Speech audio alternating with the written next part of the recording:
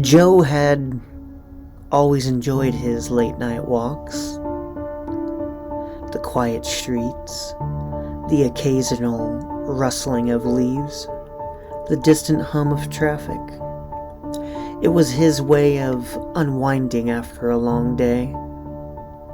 Tonight, however, something felt off. The air was heavy, thick with an oppressive stillness that made each step feel laborious. The familiar streets he walked every night seemed somehow different, as if they belonged to someone else, or to something else.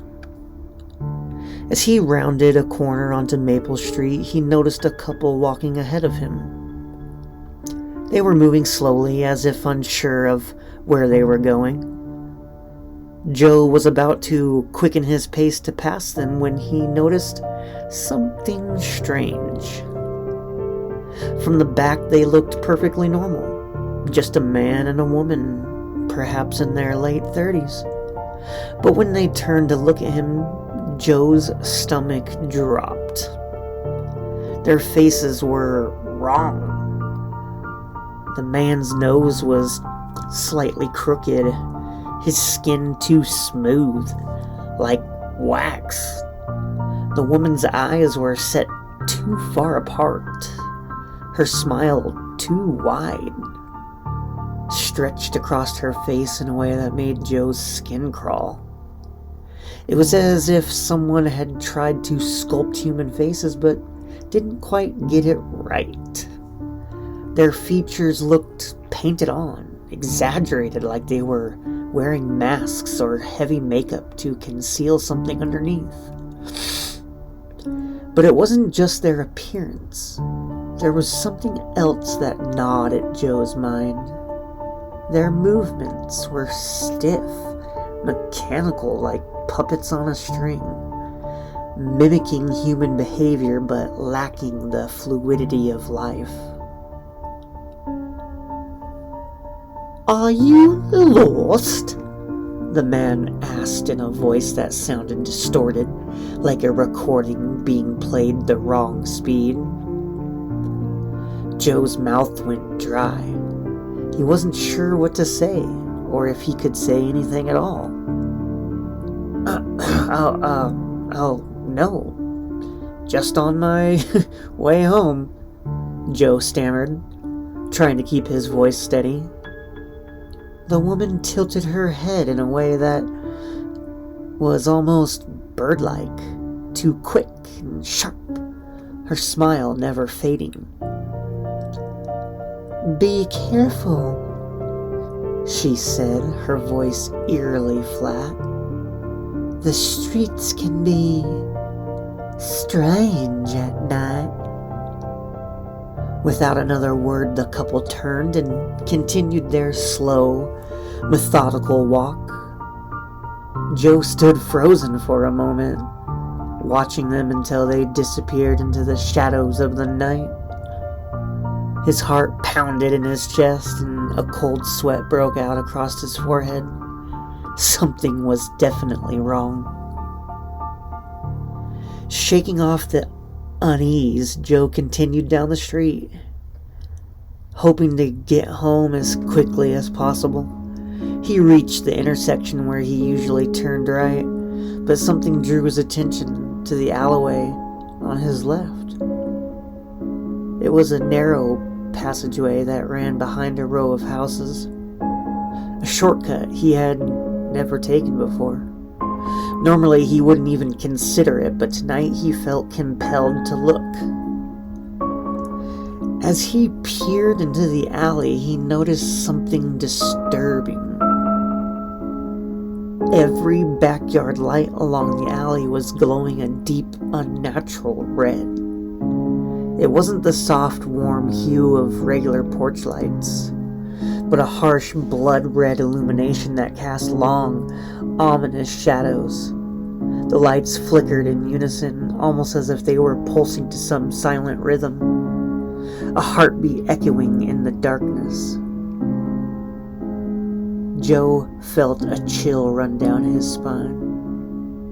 The sight of those crimson lights made him feel as if he were staring into some forbidden realm.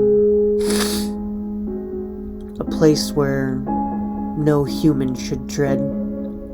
He turned away quickly, forcing himself to walk on. But the image of the red light alleyway stayed with him, burrowing into his mind like a parasite.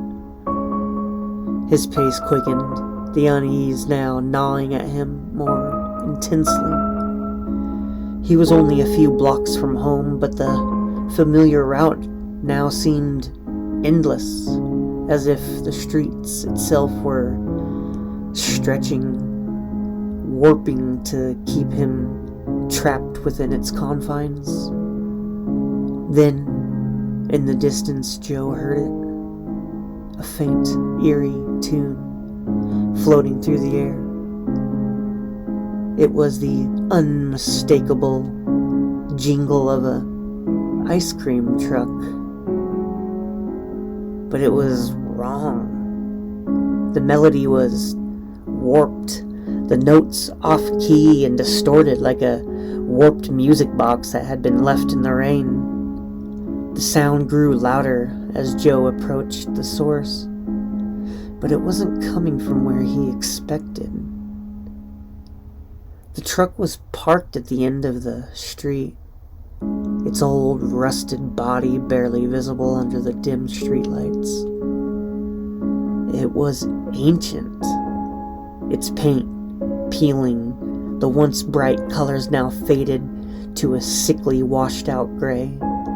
The ice cream decals were cracked and discolored, like a memory of something once joyful that had decayed into something sinister. The truck's windows were grimy, smeared with dirt and grease, making it impossible to see inside. Yet the jingle continued to play, a looping, mocking tune that seemed to seep into Joe's bones.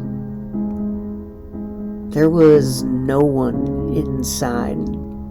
Joe circled the truck, looking for any sign of life, but the driver's seat was empty. The interior, as far as he could tell through the filth-covered windows, was in complete disarray. Boxes of melting ice cream toppled over, wrappers scattered across the floor, and a dark, sticky substance that might have once been syrup now congealed in pools.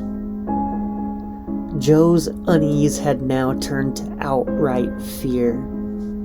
He had to get out of there. Turning on his heel, he started to run, the sound of the jingle chasing after him like a specter.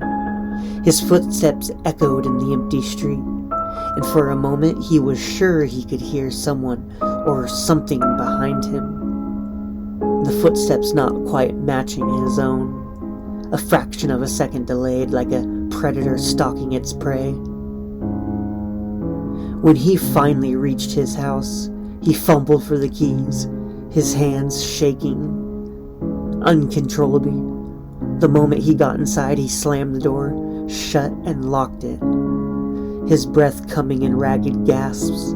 The silence of his home was deafening after the horrors of the night, but it was a welcome relief. Joe collapsed onto the couch, his mind racing, trying to make sense of what he had just experienced. But as he sat there catching his breath, he realized something that made his blood run cold. The jingle. He could still hear the jingle of the ice cream truck, faint but unmistakable, playing just outside his door. He didn't dare look out the window. Instead, he backed away slowly, retreating to the safety of his bedroom, where he locked the door and crawled into bed. But sleep wouldn't come. The night was filled with the haunting sound of the warped melody, a tune that would play in his nightmares for years to come. And as Joe lay there wide-eyed and trembling, he couldn't shake the feeling that the couple he had encountered, the red-lit alley, and the abandoned ice cream truck were all connected. Threads in a tapestry of horror that had ensnared him. He knew deep down that the streets he had once known would never be the same. Something had changed. Something had been revealed to him that night. Something that couldn't be unseen. He was no longer sure if he was alone in his own house. The sound of the ice cream truck jingle grew louder, as if it was now inside with him, echoing off the walls of his mind. And as the melody played, Joe realized with a sinking dread that he had taken a wrong turn somewhere, and now there was no way back.